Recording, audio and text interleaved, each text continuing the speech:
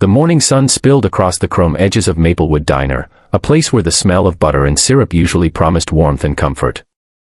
But on this particular day, the light couldn't erase the darkness that crept into the hearts of a few cruel boys. At a booth near the window sat a girl in a wheelchair, her plate of pancakes resting in front of her like a fragile shield against the world. Her name was Clara, and though her face carried the quiet strength of someone who had endured much, her trembling hands betrayed her unease. The boys at the next booth didn't just laugh at her. They crossed a line that should never be crossed. One of them slapped the plate from her lap, sending the food crashing to the tiled floor, and another pushed her wheelchair back with a mocking shove. The diner froze. The laughter of the bullies rang louder than the clatter of falling plates. Clara's eyes welled with tears she tried so hard to hold back, but humiliation burned hotter than pain. If you believe that kindness should always conquer cruelty, that second chances matter, and that no one deserves to be treated this way, take a moment right now to like this video, comment, share it with others, and subscribe to Kindness Corner. Together, we can remind the world that compassion is stronger than hate. Clara's life had never been easy. She was born with a spinal condition that left her reliant on a wheelchair, but her parents always told her that her spirit was meant to soar, even if her legs could not. She clung to that belief, though the world often seemed determined to crush it. Every day, she faced quiet stares, whispered remarks, or the pitying smiles of strangers who couldn't imagine her life. But what she faced that morning in the diner went far beyond pity. It was cruelty sharp enough to wound the soul. As the boys jeered, others in the diner lowered their heads. Some shook their heads in disapproval but did nothing. The waitress, her hands full of coffee cups, froze in the aisle, fear etched on her face. Clara bent down awkwardly, trying to gather her pancakes with trembling hands, desperate not to make more of a scene. That's when another hand reached down, not rough, not mocking, but gentle. An older man, gray at the temples, quietly picked up the plate and set it back in front of her. "Don't mind them," he whispered, but his eyes darted nervously toward the gang of teenagers. The man's kindness was a small candle flickering in a room full of shadows, but Clara still felt exposed, broken in ways no one could see. She sat quietly after that, her appetite gone, her throat tight with unspoken words. She wanted to ask why the world worked this way, why people thought it was acceptable to torment those who were different. Her heart thudded in her chest with each burst of laughter from the bullies, who now bragged loudly about their bravery, oblivious to the cruelty of their actions. Clara closed her eyes and prayed for the hour to pass quickly, for the nightmare to end. An hour later, something unexpected happened, something that shifted the entire energy of the diner. It began as a low rumble, almost like thunder. Heads turned toward the wide glass windows as the sound grew louder, more distinct. Dozens of motorcycles rolled into the parking lot, their chrome glinting under the daylight. The sight alone was enough to make conversations hush and forks freeze in midair. The unmistakable insignia of the Hells Angels was emblazoned on their leather jackets as they parked in a perfect line, engines growling like an approaching storm.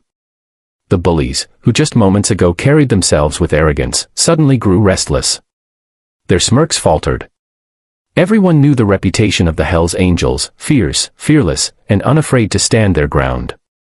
When the door of the diner swung open, the bell jingled softly, but the silence that followed was louder than anything. A towering man with a beard and steel-hard eyes walked in, his vest heavy with patches. Behind him came another, and then another, until the diner felt smaller, its air charged with tension. Clara's eyes widened, her pulse racing with both fear and wonder. The man at the front scanned the room, his gaze sharp as it swept over the bullies. Then his eyes softened when they landed on Clara. It was as though he understood everything without a single word being spoken. He stepped closer, his boots heavy on the tiled floor, and knelt beside her. For the first time since that morning, Clara didn't feel small. She felt seen. Protected. The leader, whose name was Rourke, turned his head slowly toward the bullies. They sat frozen, pale faces betraying their guilt. No one dared laugh now. Rourke's voice was low, steady, but powerful enough to cut through the silence. Though Clara couldn't hear his exact words, she saw the shame wash over the bullies' faces as their bravado melted away. One by one, they slid out of the booth and stumbled toward the exit, heads lowered, avoiding every gaze. They didn't dare meet Clara's eyes again.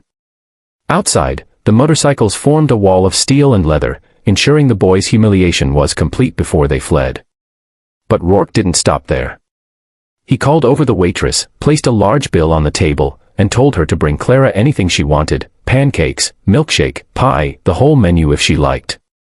He told her she was stronger than any of the cowards who had tried to break her spirit. Then, in a gesture no one in that diner would ever forget, he removed his own leather vest, draped it gently across Clara's shoulders, and told her she was now family. Tears streamed down Clara's face, not tears of humiliation, but tears of gratitude. In that single hour, her life had shifted. What began as a morning of pain became a moment of profound transformation. She realized kindness can come from unexpected places, and that sometimes the fiercest-looking people carried the softest hearts. The diner erupted in quiet applause, some patrons wiping tears from their eyes. The waitress hugged Clara, promising her that she'd never again sit in that diner feeling invisible. For the first time in a long time, Clara felt a surge of hope.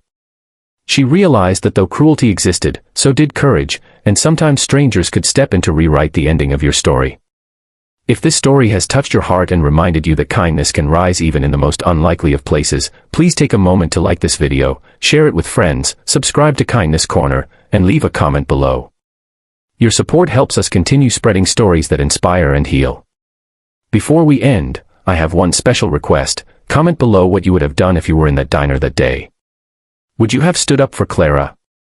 Your words might inspire someone else to act with courage when the moment comes.